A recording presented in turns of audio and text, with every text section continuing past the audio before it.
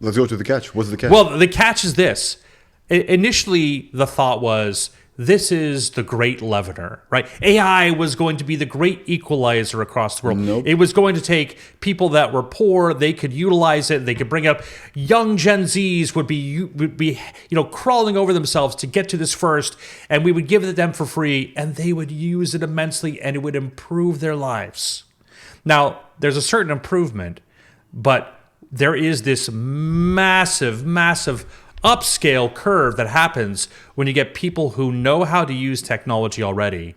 Those are the ones like yourself, myself, or whatever, who are exponentially driving this huge prosperity, this huge curve. People who know how to work with computers already are going to maximize that moment, and it'll be very powerful then. Hopefully, we can get people there. It's interesting because there's a generational gap. Most of these confabs that I have, whether it's for AI video or whether it's a Zoom call for some inside creative program that I'm part of, it's Gen Xers, right? Maybe some late millennials, right, or earlier millennials, older millennials, I should say. But there's not a lot of Gen Z there, and it's interesting. My kids, I have some older kids who are Gen Z. They don't like AI at all.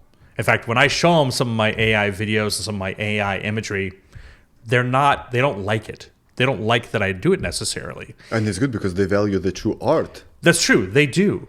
But at the same time, what they don't understand is that this is like refusing to learning to type, right? Correct. These are the tools that you're going to be using as you go forward. And I think these kids need to sort of overcome that moment and try to understand. Art is an interesting topic on AI, right? My mom, very cultured, okay? And she took me to every museum under the sun. By the age of 10, I knew every major artist. I had met a few of them. I had seen all these incredible works of art. My mom later became a fantastic lay painter, just practicing wherever she could.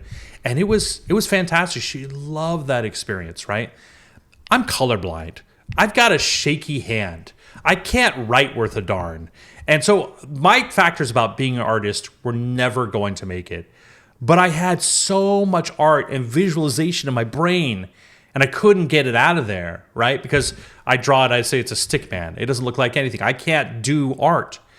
But now with these tools, I can imagine worlds that have been sitting in my brain since I was a child and pull those out of me in ways that I never experienced before and tell stories like I've never experienced before. And that's incredibly fulfilling for me. Yeah, but at the same time, in some way you don't deserve it, right? If you don't have the talent to paint or you're colorblind, you just don't deserve to paint or to get this art on a paper. Why don't I deserve that? Hear me out. So what's bad about drugs? You get the dopamine, right, that you don't deserve, right? You take a pill and you're on top of the world. You're the king, right? What's bad about the prostitution? You do not deserve the sex. You just pay with the money. So this is kind of the same thing. You are colorblind. This is the way who you are. This is how God created you, right? Or you had, just like you've mentioned, you had these shaky hands, or you don't have the talent to paint it yourself. It means this is the thing that you don't deserve. For instance, if someone gives me right now a Porsche 911, right, and I can't afford it, I don't deserve it. I can't drive it.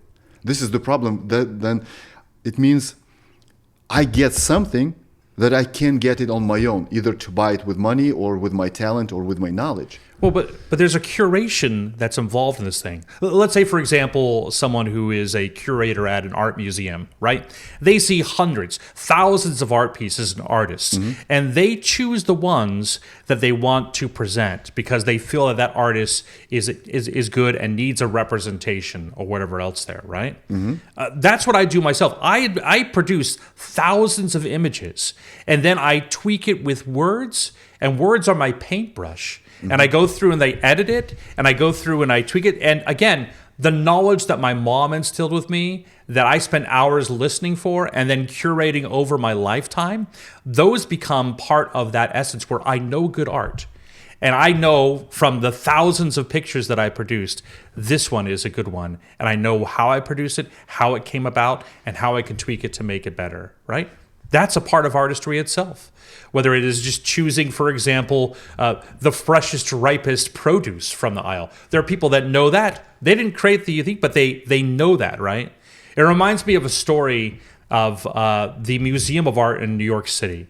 They had just bought a very expensive obelisk, these Egyptian large obelisks there. And they invited a host of different experts from Egyptologists and everything else to come take a look at this new artifact that we just purchased. It's going to be the centerpiece of this great new feature we have on Egypt and everything else. And every single one of them came into the room and said, "Oh, I'm sorry you bought that. That's a fake. I'm sorry you bought that. That's a fake." And then the curator would ask them, "How do you know it's a fake?" And they paused. They said, "I can't really tell you. I mean, it's got the." They couldn't explain it. They just knew in their gut, right? So I know in my gut what good art is. I know in my gut what a good video production is. I know in my heart how to tell a story. And so that's what we do. And so is that any less art? Even if the tools are different. For example, when you take stock imagery, right? You've taken that from someone, you didn't produce that, but now you've created an incredible video montage with the voiceover, with the audio, with the music. That's art. That's art. I mean, any more than anything else is, right? So these are things that obviously I think have some challenging discussions around them. But I wouldn't begrudge anyone calling what they produce from their ideas more than I would a 3-year-old child who's drawing in the lines or doing watercolors on something that's there for them. I mean, my entire wall is covered with art my kids didn't deserve praise for, but it's theirs, and I praise them for it. Yeah, but these are little kids, and they did it with their own hands. Yeah, but the idea is like I did this with my own hands too, right? I thought of those words. I put those words, and those words translated into something much more like, for example, what is code? When we, for example, look at someone like the people who developed WordPerfect, the first word processor, it was so slick. The blue screen, so simple. It changed people's lives. It was just typing. Did they deserve the praise there? I think they do. So there's something to it. I think you're right, and I won't deny that this definitely has an impact on artists, and probably in a tiered way. I have a good friend who just a few years ago won all the awards for best voiceovers. I don't know how he's going to make a living. I honestly don't, right? Really? Oh, well, I mean, like Hollywood is a very it's a very unionized place, right? They protect their own, correct, right?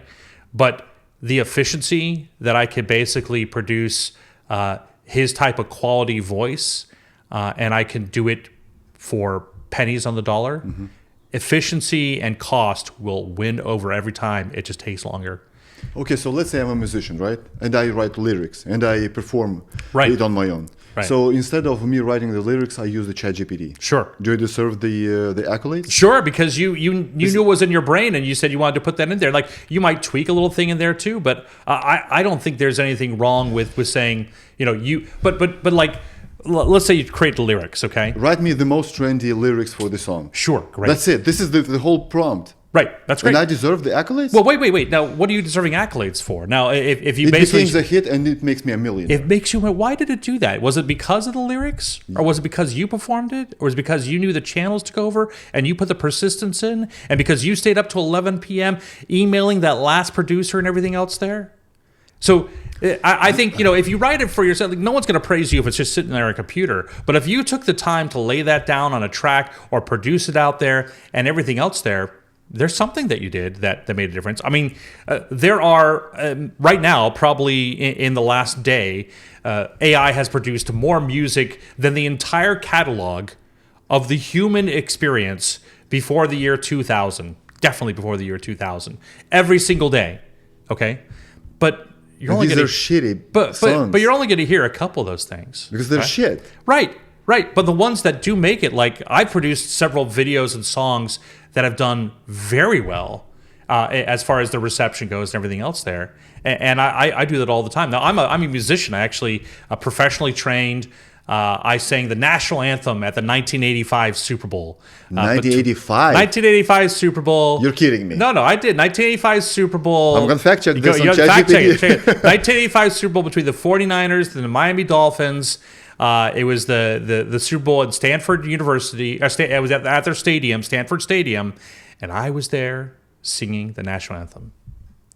Okay, so Well, it was me and 300 other kids in a choir, but I was there. you're one of 300. Just like That's right. So, you had that's my little trick on the thing. But I still say I was there. I was part of that group there. It's an interesting analogy for this whole thing, right?